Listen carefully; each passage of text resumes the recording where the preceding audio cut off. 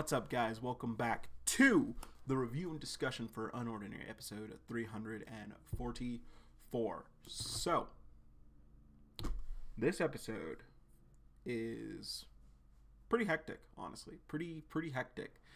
A lot of crazy things happen in this episode. And some things that, I expected to happen as well. I think we all expected to happen. So let's just go ahead and jump right into it. So Sylvia continues to watch John fight back, and she specifically says that he doesn't know when to quit. And this started to make me realize this finale is mimicking the season 1 finale in a lot of ways. A lot of obvious ways, like the abilities that John has ended up using in this battle, but also in some of the themes and everything that are going on and some of the events that happen in this episode. So, like I said, this feels a bit reminiscent of it feels pretty reminiscent of John versus Remy, because back then, Arlo specifically mentioned the same, that Remy doesn't know when to quit. Like, Remy's going up against someone who is ruthless and doesn't stop until someone's absolutely defeated, and Remy herself just doesn't know when to quit. So, that was a bit of a neat little, kind of thing that I noticed. Nice little theme there. Anyway, John continues to struggle, obviously, but he senses some people who are trying to sneak attack him. He does manage to sneak behind them, and he blasts them into the floor below. But I was going to say he should have just, jumped down there, but he doesn't have his senses right now, so it makes sense that he wouldn't, notice that or realize that and walk away. Either way, he wouldn't walk away anyway. Anyway, John then gets hit again, and he starts charging up one last big electro burst on the ground. And he electrocutes a lot of them. And he says that this is for his dad, for Sarah, and for Jane, for the suffering that they have been through because of the Bureau. And he then charges at Sylvia, saying that he's taking her with him. Obviously, we know John was planning on dying today. The attack does get blocked, and John then gets stabbed by 3 guards, and he reflects on what Remy told him again, basically hey, think long term, and he thinks back to what he thought of at that time, avenging Dad, saving Jane, and seeing Sarah again. And John starts crying as he begins to reflect on what he did, the major setback, the major error that he made. Just kind of fuck, I wanted to do all these things, but now I can't. And for the first time in a long time, we see John truly defeated as he falls to the floor. This is really sad to watch, because we've been with John for so long. We know how good of a fighter John is. This is the first time we've seen John get absolutely pushed. Remember, in his battle with Sarah, he was still holding his own. He was still doing fairly well. She defeated him, yeah, but John was the only person conscious at the end of it. But now, he's utterly defeated. He's utterly crushed by the weight of everything that's happened to him. And he's crushed under the weight of the flaws and the errors that he made during this fight, realizing I should have just ran away. I should have just gone with everyone else. It stinks. It's really sad. And we see John defeated both physically, emotionally, and mentally. But with that, Sylvia just alerts the guards to take John away. And then we cut back to Farah lying on the ground, as we see her gasp for air, and she gets back up. Like I said, I understood why Arlo didn't want to go through with it. I understood why they decided not to do it. They don't want to go that route. But I did say this is probably gonna bite them. She's probably gonna get back up, even if she was that close to death. Anyway, as John is being taken away, Sylvia asks for an update on the other 3 when they show up, and she notes that Arlo is with them on their side. And of course, she blames Vaughn for Welston's top students falling from grace. And it really is interesting to see how brainwashed people are into believing Vaughn was an influence on the students. Because from what we've seen, he didn't do that much. Like, he clearly had some conversations. With some students. Like, we saw that with Blake. We really don't necessarily know what happened with Ray, honestly. We don't exactly know fully there. But Cassandra blamed Vaughn entirely for what happened with Ray. And it's interesting because Vaughn's, like, as we saw, Vaughn's whole, like, policy was mostly just, like, hands off. Hey, students need to figure this out for themselves. Like, students need to realize that the way of the world right now is bad, but they can only do that by themselves if they learn from themselves. And to a degree, it did work. Like, because of John, the school did change a lot. People started, like, the top students at Wellston did change. Granted, John had to change too when he was getting there, but, you know, it's really interesting. It's interesting to see how far people are willing to go to, like, frame someone else who, like, basically just said this isn't right, when in reality, no, yeah, like, this is mostly done on their own. This was mostly done on the students' own, in my opinion. Anyway, after the guards are off of John, Eisen goes to check on him. He confirms that John is still alive, but he's bleeding out and that they need to leave now. Sylvia then tells everyone that they could have had a good future with the Bureau, but Blake, the absolute unit, yells out that they don't want to be a part of the Bureau. And that's when Sylvia activates her ability on them. Basically just said, like, insolent children. Arlo quickly takes note. Arlo quickly takes note and realizing her obstructing senses. I'm not sure if he knows this about Sylvia specifically, or if he's just kind of putting things together, like, based on like the current situation. If he's, like, just got a really good guess based on the situation. Because Sylvia was not headmistress when Arlo was a student. It was Vaughn. It was Vaughn. So I don't know. I'm curious to see what's going on. If Arlo happened to know that because, like, he looked up her file as well. If Arlo was aware of who was going to be replacing Vaughn, or because Arlo is a pretty good, like, reader of, like, abilities and everything, kind of like figuring out things and everything. So it's interesting.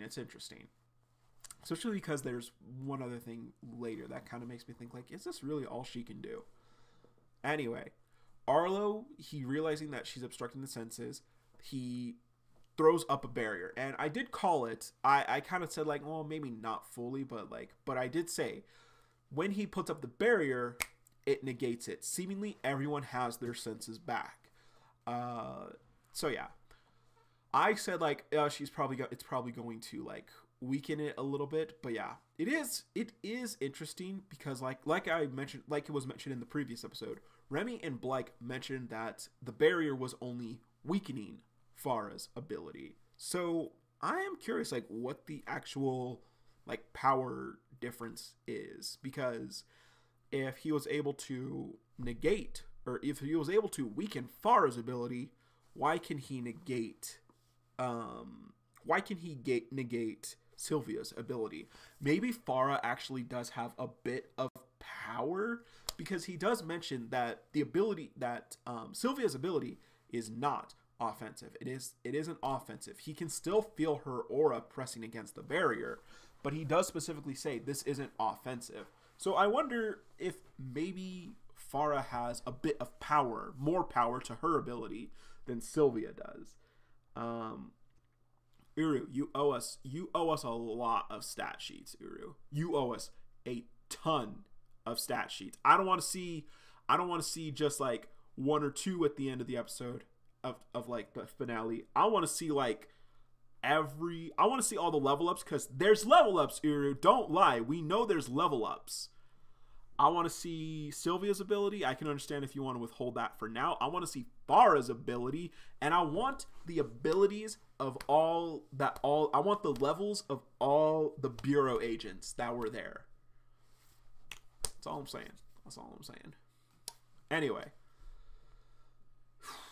So, he then tells them, alerts them to back out slowly as they begin to. It's okay. It's weird. It like reminds me. So like the panelist, he's basically just like at the barrier. He's like back away slowly, head to the exit. Like we got to get out of here. And so like there is a panel like that suggests them like walking back, but it kind of reminds me of like the Scooby Doo, like the typical like Scooby Doo thing where they're all like a do, but like obviously going backwards like. Ooh. Anyway, that was just really that was just really funny to me. Anyway, as they leave, okay, the panel's kind of weird because we see a shot of a closed door and just a click behind it. I guess it's to insinuate. It's supposed to insinuate, I think, that like the door's been open, but it clicks shut. It's weird though. But Farah is back on the scene. She is recovered, but it still looks like she has a bit of damage when she enters the scene. But it looks like she continues to regen a bit as like the more minimal damage, like the scars, the blood that she had, like that she was kind of like coughing up a little bit. It kind of fades after a few panels. So I'm not sure if that was just an oversight, just like a decision from her that she decided wasn't really important, or if like she was continuing to regen even now. Anyway, the team obviously caught off guard by her fast recovery. So yeah, they're kind of like, oh, are you kidding me? Anyway, she then brandishes her flame claws in front of everyone. Arlo clearly taking note of this and is greatly surprised. He calls her insane. He's like, is she insane? She's doing this in front of everyone? So I'm curious. Touch on that in a bit. As her officers are also caught off guard because, as they say, they only knew that she had a hypnosis ability. So they're kind of like, wait, how is she doing that? Sylvia also takes a look, and though we don't get any words or thoughts from her, she does take note. I'm not sure if she does know, or if she just kind of like, interesting. But if she is the sister of Leon, she could possibly still be in the loop. Anyway, it's interesting. It's interesting. And I'm curious to see how, like, I keep wanting to say how Valerie is going to react to things, but I don't.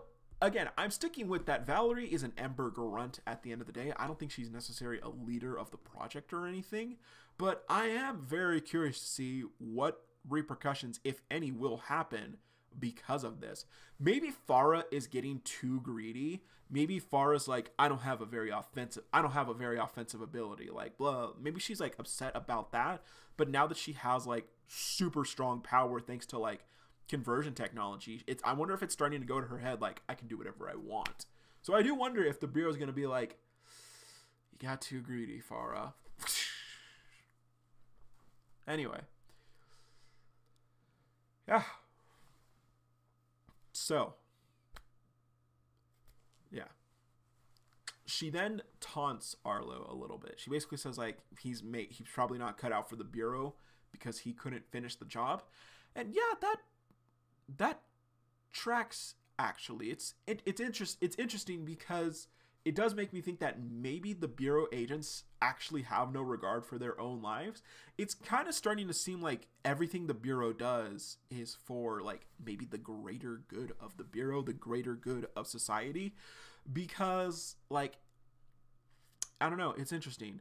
We don't really get a reaction. We don't really get a reaction or anything because Kuyo ran away, but like Byron really had no reaction to like his people getting attacked to the scale that they did.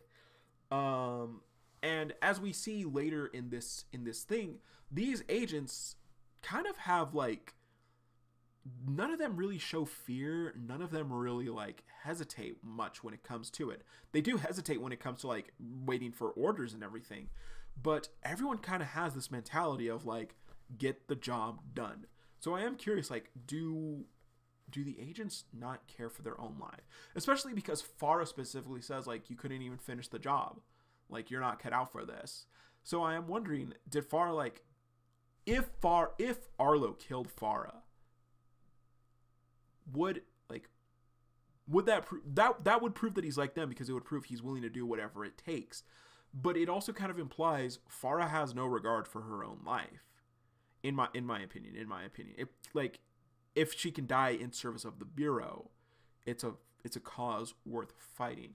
Very interesting, and I'm very curious to see more about it. Anyway, yeah, so that's that. So they all get surrounded. They're surrounded on both sides in the barrier. Farah rushes, as do the other agents.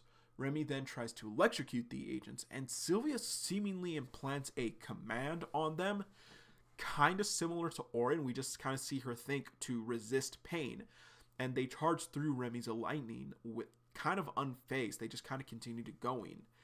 Now, I'm saying at this point, her ability has to be something other than senses, than like removing people's senses. It has to be something other than that. Like, I honestly can't think of any way that like taking a person's senses like also allows you to command them to like continue to press on. We saw her do this with against John as well.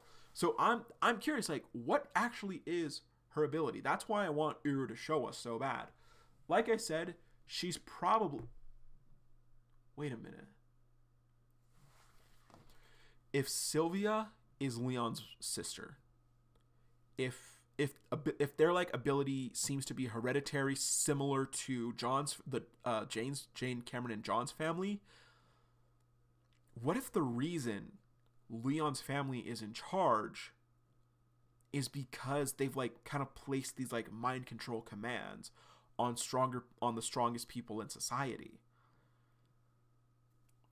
Uru, if this happens, you best be sending me my check. You best be sending me my check, Uru. Anyway, so it's interesting. I'm saying that there has to be more to Sylvia's ability than from what we're seeing. Anyway, Remy takes note of the fact that they're not even flinching, despite the clear pain that would be caused, as we've seen typically throughout like the whole series. Blyke, meanwhile, tries to demobilize Farah again, but she begins to dodge everything, as both sides do manage to land attacks on Arlo's barrier, but seemingly it looks like there's no reflective damage dealt. Arlo then says that they need to get a way out now, and because he can't hold up the barrier for much longer.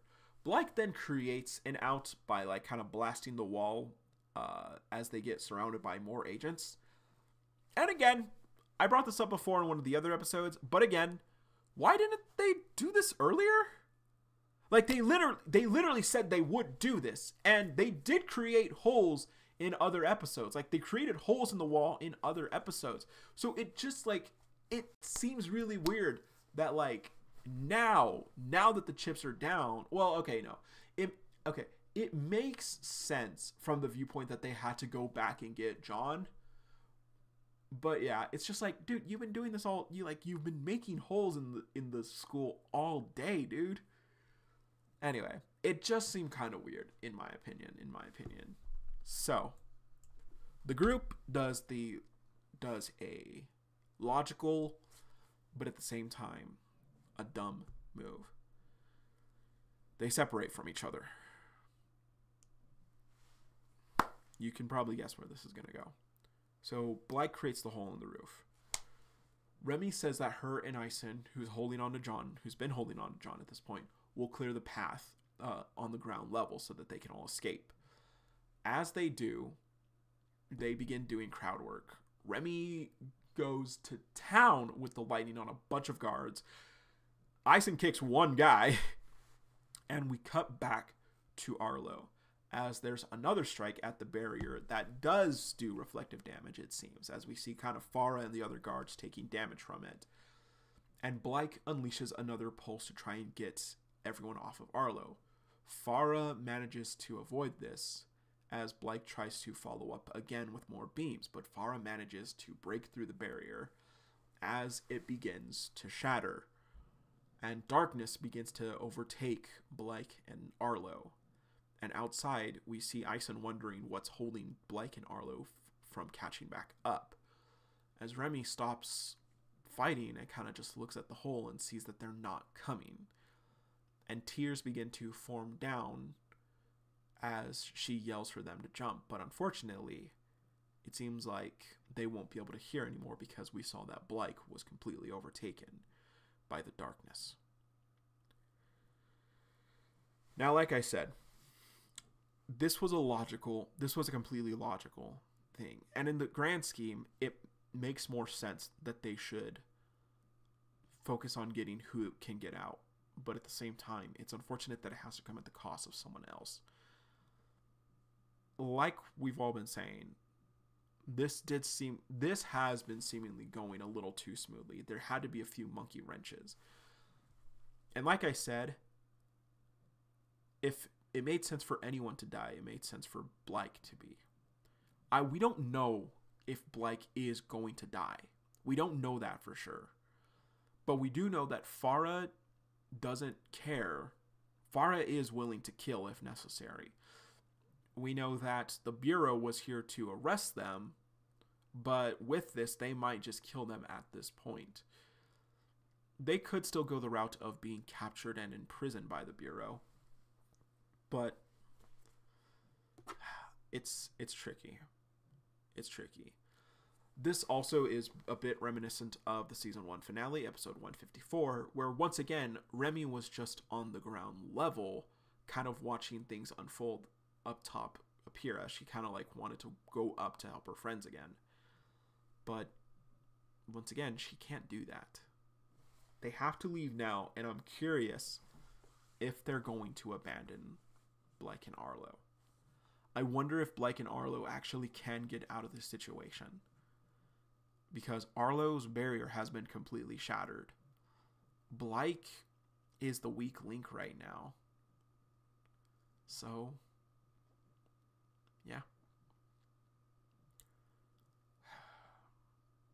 It's tricky.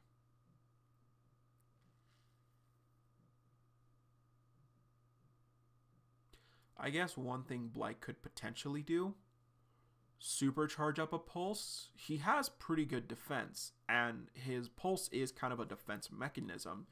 Maybe he can supercharge up a pulse,